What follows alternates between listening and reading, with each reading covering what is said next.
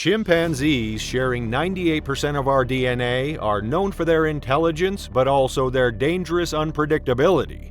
Unlike the calm nature of gorillas, chimpanzees are more likely to attack whether in the wild or as pets. This video explores 4 of the most chilling chimpanzee attacks ever recorded. We begin with the tragic story of St. James Davis and his wife LaDonna, whose decision to raise a chimpanzee as their child led to a horrifying outcome. St. James and LaDonna's story began in West Covina, California, a town that bore witness to the unfolding chapters of their lives. They met as teenagers, fell in love, and became high school sweethearts. For years, they were inseparable, and their relationship blossomed amidst the expectations of family and friends who eagerly anticipated their union. But St. James, a tall and charismatic NASCAR driver with a deep passion for cars, hesitated. He feared marriage would anchor him, pulling him away from the thrill of racing and tinkering with engines. Still, in 1966, under mounting pressure, St. James finally agreed to marry LaDonna. On their wedding day, family and friends gathered in a small brick church, their faces lit with anticipation. LaDonna waited in her white dress, but St. James never arrived. Instead, he spent the day at a garage, lost in his true passion. News of his absence spread quickly, and the town's disappointment turned into outright disdain. For years, his name became synonymous with betrayal and cowardice. Seeking to escape the judgment of his community, St. James found solace in a newspaper advertisement. A merchant ship was seeking crew members for a long-distance voyage. The job promised adventure and anonymity, with all expenses covered. Despite having no experience on the sea, St. James saw an opportunity to leave his failures behind. He boarded the ship and embarked on a journey that would change his life forever. Months into the voyage, while near the coast of Africa, the ship suffered a mechanical failure and docked in Tanzania for repairs. During his time there, St. James joined a group of Tanzanian hunters and traveled with them into the forests. During one of their hunts, the group killed a female chimpanzee shortly after it gave birth, leaving the newborn to fend for itself. Stricken by the scene, St. James took the orphaned chimp under his care, naming him Mo. The bond they formed during those days in Tanzania became unbreakable. Returning to California was a logistical challenge, but St. James managed it with the help of German missionaries who secured his flight. When he arrived at the airport, he was greeted by his mother Estelle and an uninvited LaDonna who had come to confront him. Her anger melted into astonishment when she saw the tiny chimpanzee clinging to St. James. Mo's arrival softened the animosity between them, and in time, LaDonna forgave St. James.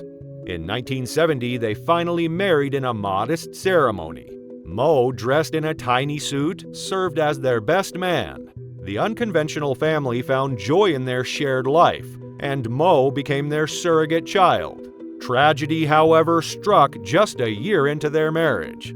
LaDonna was diagnosed with cancer and required a hysterectomy. Devastated by the loss of her ability to have children, she considered leaving St. James. But he reassured her, reminding her that they already had a child in Mo. Together, they poured their love into raising the chimpanzee, marveling at his intelligence and emotional depth. For years, the family thrived. But the challenges of raising a wild animal in a suburban environment soon caught up with them.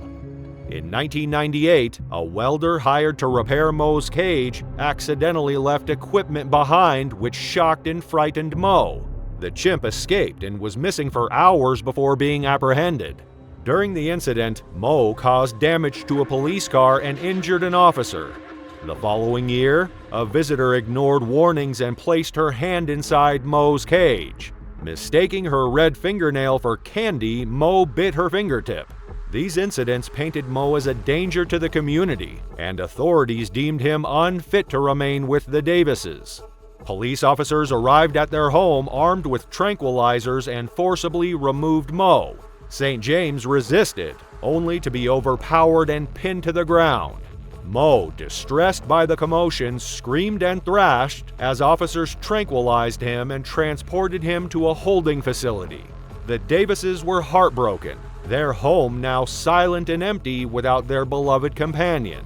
After years of legal battles, St. James and LaDonna succeeded in transferring Mo to Animal Haven Ranch in 2004.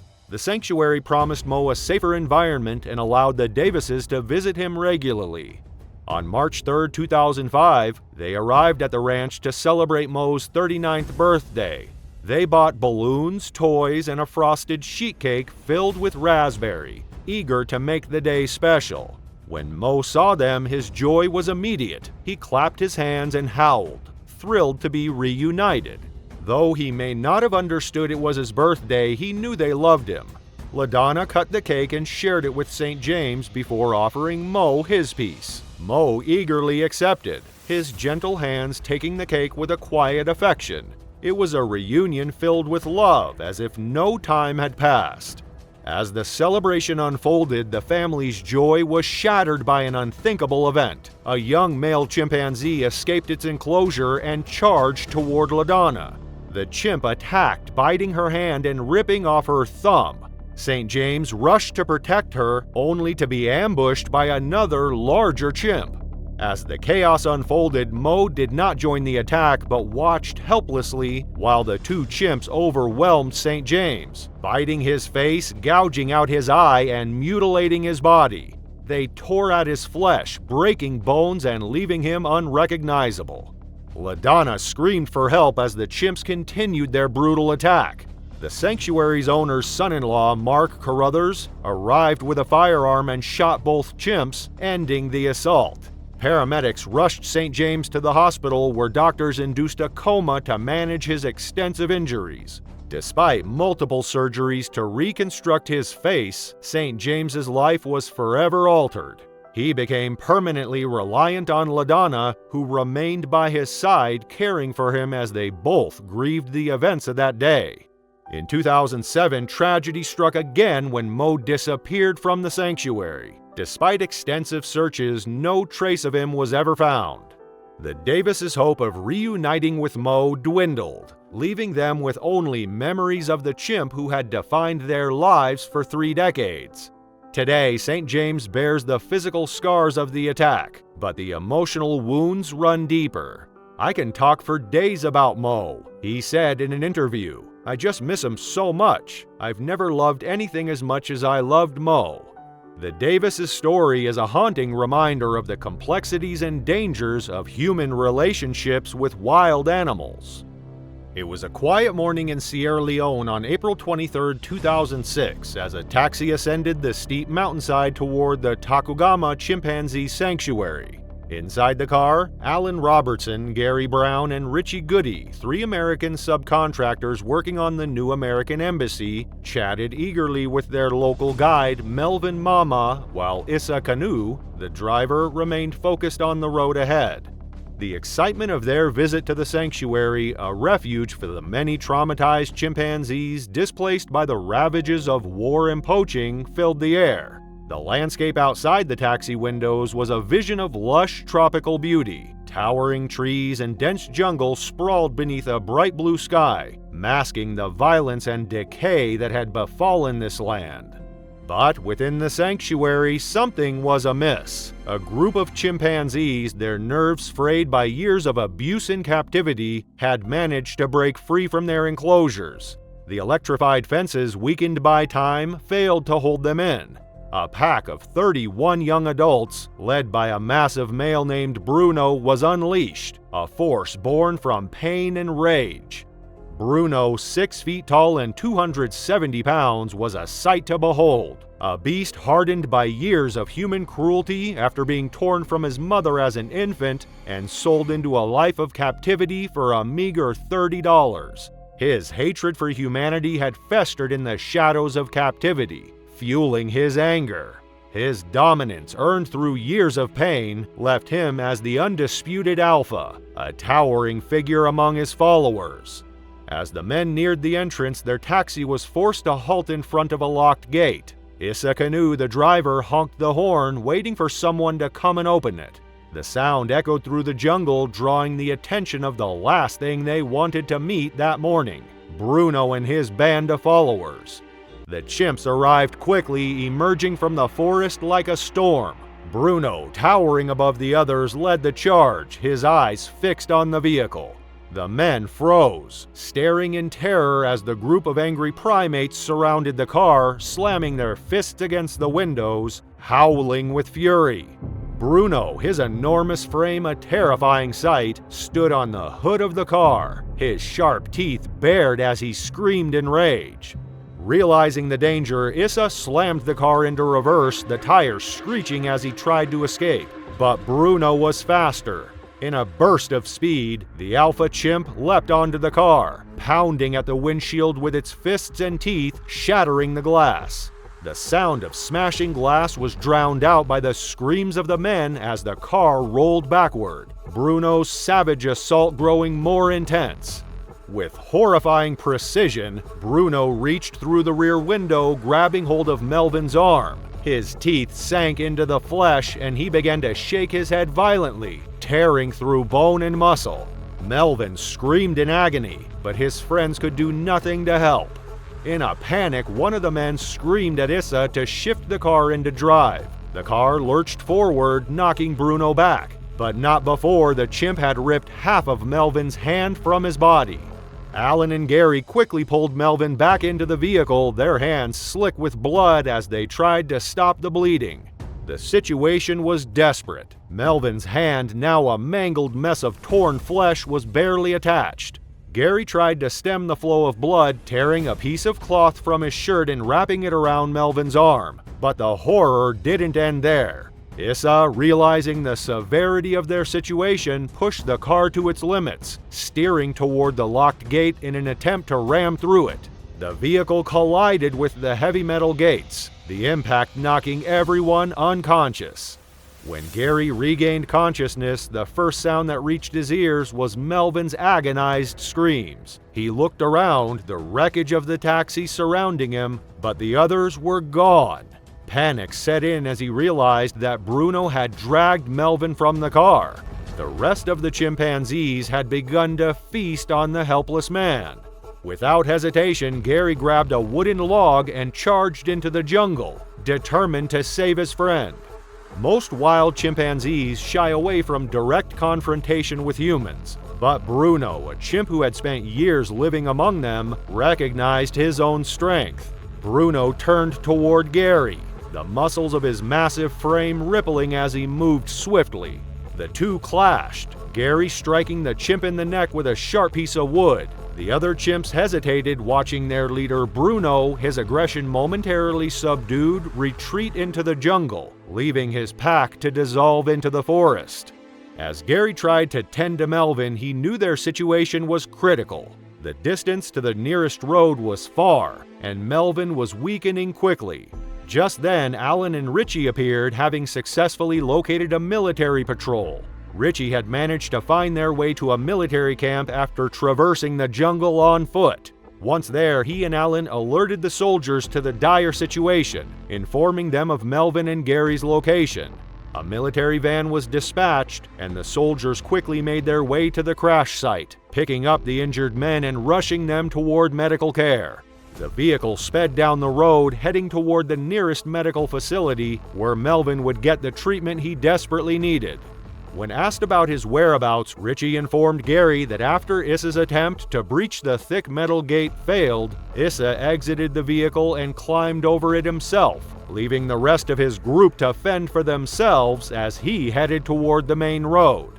Issa's decision to abandon the group left the others in a vulnerable position, and it was later revealed that his body had been found torn apart by the chimps. His jaw was gone, his limbs ripped from his body, and his flesh eaten by the savage pack. Bruno, the relentless leader, was never found. Though many search parties were sent to find him, Bruno's heightened senses and knowledge of the jungle allowed him to evade capture. He was a ghost, slipping through the forest, a shadow of revenge against the humans who had tormented him. Some whispered that his experiences had made him a master of survival, his hatred of humans sharpened to an almost supernatural level. The experience haunted Gary for months. Nightmares plagued him, but he remained grateful that he had fought off Bruno and rescued Melvin. The brutality of the event, Bruno's terrifying assault, Issa's death, and Melvin's mangled body left a deep mark on his mind. As for Bruno, the anger in his eyes never faded, a reminder of the horrors that had shaped him into the terrifying force that had nearly cost them their lives. Jerome and Sandra Harold were a happily married couple. Their home in Stamford, Connecticut had once been filled with the sounds of their daughter Susan's laughter and the busy hum of daily life. But as time passed and Susan married, the house fell silent. The couple, now alone, found themselves consumed by an emptiness that lingered in the halls. The house, once vibrant, now felt hollow. In an attempt to fill the void, they made a decision few would dare to make. They brought home a 3-day-old chimpanzee, choosing to raise it as their new child. The price was steep, $50,000, but to Sandra and Jerome it seemed worth it. They named the chimp Travis, after Sandra's favorite country music star, Travis Tritt. From the moment they brought him home, Travis became their world. They pampered him as if he were their own child, bathing him, feeding him, and even brushing his teeth. He slept in their bed, ate at their table, and joined them for outings. Travis quickly became more than just a pet, he was family. As the years passed, Travis grew bigger and stronger, and his relationship with the Harolds deepened. The couple even built a special room in their house for him, hanging tires from ropes for him to swing on. He learned to do things most people wouldn't expect of a chimpanzee, opening doors, using the remote control, even browsing pictures on the family computer. His charm and friendly nature made him a local celebrity. Neighbors, police officers, and even strangers recognized Travis as the beloved chimpanzee living in Stamford. He was known for his quirky habits, his obsession with baseball, his taste for ice cream, and his ability to log into the computer. The Harolds couldn't have asked for a better companion. But as with all creatures, time would change Travis in ways they never anticipated.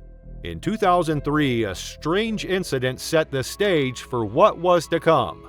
Jerome, Sandra, and Travis were stuck in traffic when a passerby threw an empty soda can into their car, striking Travis. Without hesitation, Travis unbuckled his seatbelt, opened the door, and chased after the culprit.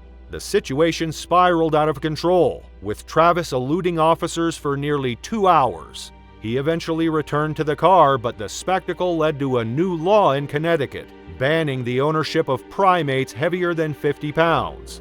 Despite the chaos, Travis was exempted from the law, largely due to his status as a well-known, previously trained animal. Everything seemed to be fine in the family of Jerome and Sandra. With their animal, they appeared to be a happy couple, living a life that was calm and stable. But in 2004, tragedy struck. Jerome, after a long battle with stomach cancer, passed away. Sandra, now alone, was engulfed by grief. The house, once full of life, fell into darkness. Her sorrow had a profound effect on Travis, who had always seen Jerome as his alpha. As the months passed, Travis's behavior began to change. He had reached adulthood, now weighing over 200 pounds. The Stamford Animal Control Department voiced concerns about his size and strength, advising Sarah that it would no longer be practical to keep him in her home. But Sandra, still mourning Jerome, ignored their warnings. She withdrew from social life, spending her days sitting by the porch staring at the sunsets in a daze. The isolation took its toll on Travis. Without proper exercise, he grew overweight. His once shiny fur turned dull, and his body became flabby. The energetic chimpanzee who had once been the center of their world was now a shadow of his former self. By February 15, 2009, Sandra's emotional state had deteriorated further. On that day, she invited her longtime friend, Charla Nash, over for a visit. Charla had been a frequent guest at the Harold home, and Travis knew her well. After spending the afternoon at Mohegan Sun Casino, Charla and Sandra returned home, but something was off. Travis, usually eager for attention, was unusually quiet. His favorite ice cream sat untouched, and the TV and computer, two of his favorite things, were off. Concerned but not yet alarmed, Sandra mixed Xanax into Travis's tea before heading to bed, hoping to calm him. The next morning, February 16, 2009, Sandra woke to find Travis acting strangely. He wandered aimlessly around the yard, unresponsive to her calls. His movements were slow and his gaze seemed vacant.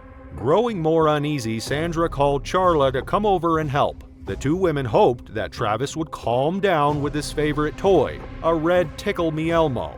But when they approached him in the yard, something snapped. Seeing the toy, Travis went into a violent frenzy, attacking Charla with terrifying force. Travis threw Charla to the ground, and before Sandra could react, he sank his teeth into Charla's face. In an instant, he ripped off her lips, nose, and eyelids with brutal precision. Sandra, in panic, grabbed a shovel and struck Travis several times, but the chimp, unrelenting, continued his savage attack. His strength was overwhelming, and Sandra's efforts to stop him were futile. She rushed inside to grab a kitchen knife, praying it would be enough to stop the violence. She returned to the yard, the knife trembling in her hand, and plunged it into Travis's back. For a brief moment, Travis stopped, glaring at her with wild eyes. Then, as if nothing had happened, he turned back to Charla and resumed his attack with even more force. Charla's screams echoed through the neighborhood as Travis tore into her face. Seeing no other option, Sandra fled to her car, locked herself inside, and frantically called 911. The dispatcher's voice remained calm. "What's the problem with your friend?" she asked. "He ripped her face off. He's trying to attack me." Sandra screamed into the phone, her voice a raw, terrified cry. The dispatcher urged Sandra to stay safe, but Sandra could do nothing. Charla lay unconscious in the yard, her body mangled by Travis's relentless assault.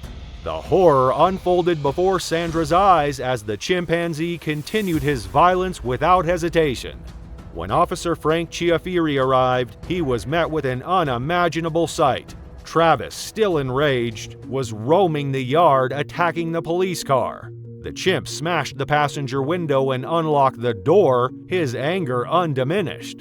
Fearing for his life, Officer Chiafiri opened fire, shooting Travis 4 times. The chimp stumbled into the house, collapsed on his bed, and died.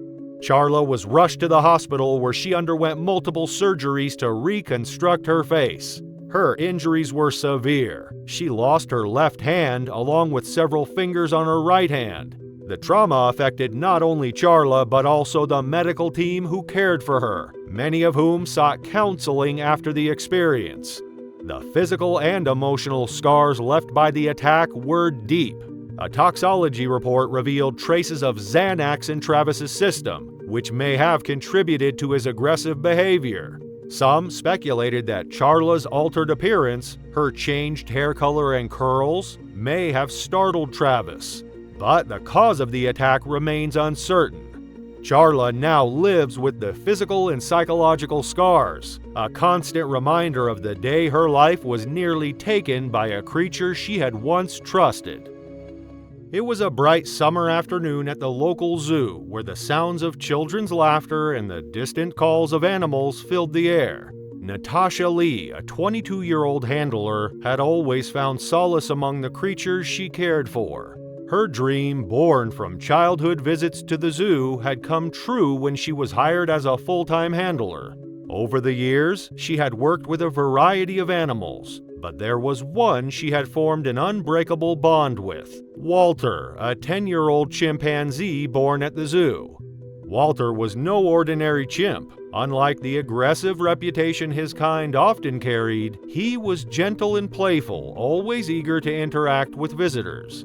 Natasha had raised him from infancy after his mother died of an unknown illness when he was just a baby. She spent countless hours with him, talking, playing, and forming a bond that was nearly inseparable. As he grew, Walter became the zoo's main attraction, drawing crowds with his friendly antics. His behavior defied the natural tendencies of his species, and he was adored by staff and visitors alike. Over time, Natasha and the other staff grew complacent in their belief that Walter's gentle nature made him immune to the violent tendencies typically seen in chimpanzees. They trusted that their bond would keep him in check. But beneath the surface of Walter's calm demeanor, the instincts of a wild creature remained. The balance between human and animal was always fragile. One afternoon, a routine visit to Walter's enclosure turned into a nightmare. Natasha, busy tending to other animals nearby, was unaware that Walter had managed to break free from his pen. Chaos erupted. The sound of screaming filled the air as Walter, agitated and disoriented, began rampaging through the zoo. Visitors ran in all directions, seeking refuge as Walter threw objects and charged at anyone in his path. His once playful eyes were now wide with confusion and rage. When Natasha heard the commotion, she rushed toward the noise. She found him standing in the middle of the path, his eyes fixed on her, recognition flashing in them for a brief moment. But something had changed. The calm, playful companion she had known for years was gone, replaced by a ferocious animal.